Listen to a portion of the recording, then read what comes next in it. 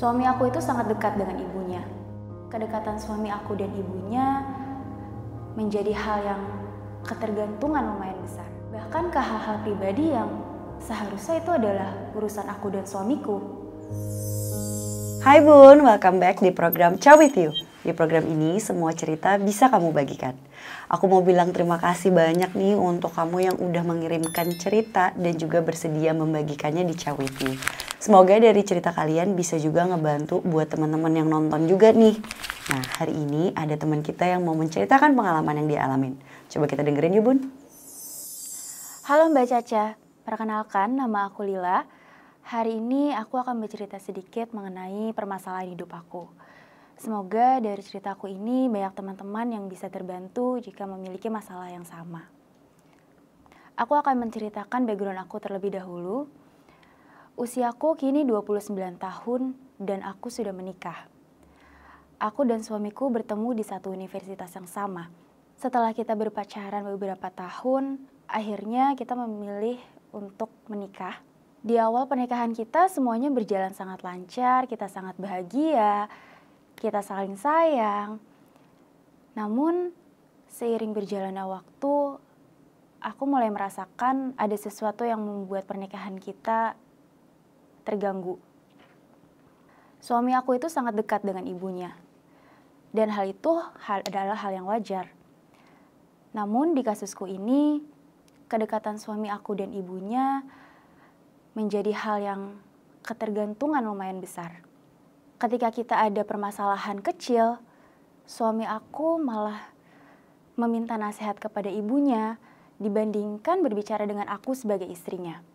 Mulai dari kebutuhan finansial, rencana liburan kita, bahkan ke hal-hal pribadi yang seharusnya itu adalah urusan aku dan suamiku. Tentunya hal tersebut membuat aku merasa nggak dihargai sebagai seorang istri. Ada masanya di mana suami aku lebih mendengarkan pendapat ibunya dibandingkan pendapat aku. Misalnya, ketika kita ingin membeli rumah, suami aku lebih mendengarkan pendapat ibunya tentang di mana lokasi rumah kita nanti, tipe rumahnya akan seperti apa, dan hal itu ngebuat aku sangat kesal. Karena pada nantinya, rumah itu akan aku tempati dengan suamiku, bukan dengan ibunya. Di saat itulah aku mulai merasa seperti orang ketiga di hubungan kita. Aku sudah pernah mencoba untuk berdiskusi dengan suami aku tentang hal ini. Namun responnya, dia hanya menganggap remeh dan menganggap aku terlalu sensitif dan berlebihan. Ia juga bilang bahwa ibu aku tuh hanya ingin yang terbaik buat aku. Kamu harusnya paham akan hal itu. Itu katanya setiap kali aku mulai berdiskusi dengan dia mengenai topik di mana menurut aku suami aku masih terlalu ketergantungan dengan ibunya. Jujur hal itu ngebuat keseharian aku juga lumayan terganggu. Aku juga merasa itu mempengaruhi kesehatan mental aku. Aku jadi mulai merasa cemas, frustasi. Aku bahkan mulai meragukan posisi aku di pernikahan ini. Ada saat-saat di mana aku merasa sangat down. Aku nggak tahu harus melakukan apa. Dan aku bahkan mulai bertanya ke diri aku sendiri, apakah ada yang salah dengan aku? Karena bagaimana mungkin aku meragukan kehadiran mertua aku di kehidupan aku dan suamiku. Namun semakin aku mengabaikan perasaan ini, semakin besar juga rasa sakit yang aku rasain. Bagaimana sih caranya agar aku bisa berdamai dengan situasi ini? Bagaimana caranya agar aku bisa menyelesaikan masalah rumah tanggaku ini, Mbak? Hai Lila, terima kasih banyak ya kamu udah mau bercerita di Ciao With You. Mungkin teman-teman di sini yang nonton juga pernah mengalami hal yang serupa.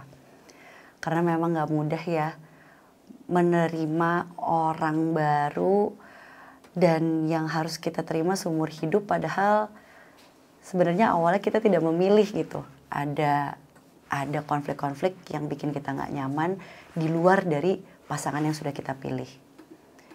Ngomongin soal mertua, Kalau tadi pertanyaannya gimana kita bisa menerima, rasanya mungkin sulit ya. Setiap orang pasti punya perjalanan yang berbeda-beda dalam menerima keadaan yang tidak menyenangkan.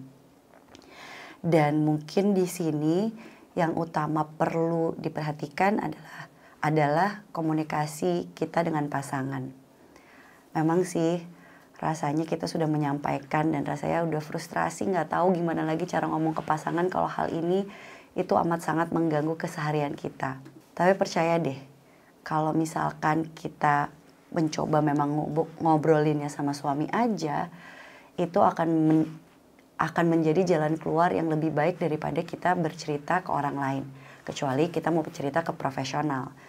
Jadi ada baiknya mungkin kalau masalah-masalah yang tidak bisa kita diskusikan dalam rumah tangga secara pribadi dengan pasangan, bisa kita diskusikan misalnya ke konselor pernikahan, atau kamu bisa cerita ke psikolog, atau mungkin cerita ke ustadz atau pemuka agama yang kamu percaya. Karena kadang-kadang memang sulit nih kalau misalkan kita menyampaikan pendapat kita yang memang nggak sesuai sama pandangan pasangan yang sudah lama sekali dia anut. Bayangin aja sudah berpuluh-puluh tahun dia hidup tergantung dengan orang tuanya, lalu sekarang dia harus menyelesaikan masalah berdua dengan pasangan.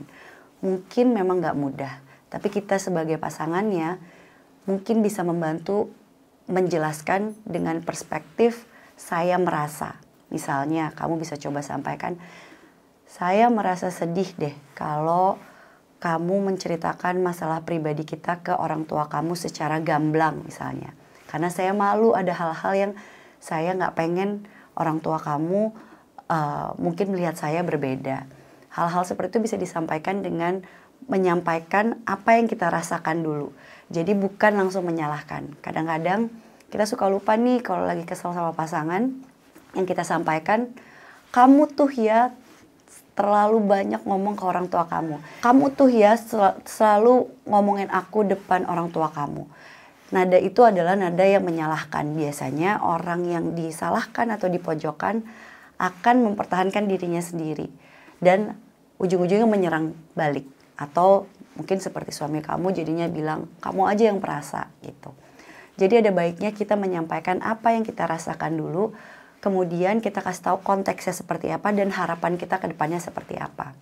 Misalnya saya harap masalah pemilihan rumah tinggal kita di mana itu jadi keputusan kita berdua, karena kita berdua yang akan menjalani ini. Walaupun saya juga menghargai ya pendapat mama kamu, karena mama kamu juga mungkin mau memikirkan yang terbaik untuk kamu. Jadi ada proses kita berusaha mengerti juga dari sisi pasangan sambil kita menyampaikan apa yang kita rasakan juga. Mungkin di sini kedengarannya simpel, tapi memang ketika mempraktekannya nggak mudah ya untuk berkomunikasi secara asertif, apalagi dengan pasangan. Karena kita masih suka diikuti rasa-rasa kekecewaan atau kesal atau rasa takut yang sebenarnya sudah menumpuk, yang kadang-kadang kalau kita mau sampaikan terus-menerus kadang-kadang kita juga merasa nggak nyaman gitu ya.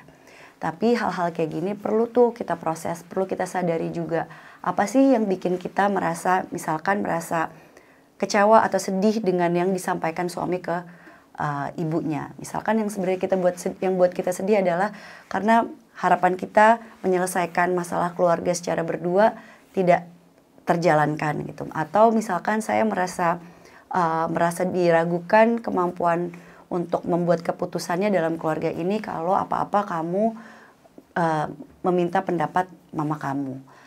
Memang sih kalau misalkan soal mertua ini agak-agak sulit menyebalkan gitu ya, karena kita pengen menghargai, kita pengen bisa menerima secara utuh, kita juga pengen punya keluarga yang harmonis.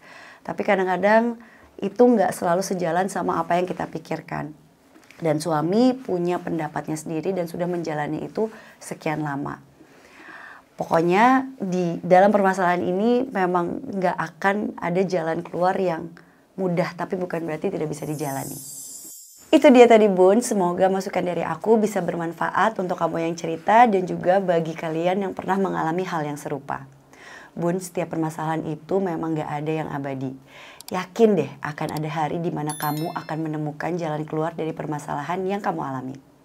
Aku Caca Tengker, sampai ketemu di Ciao With You selanjutnya.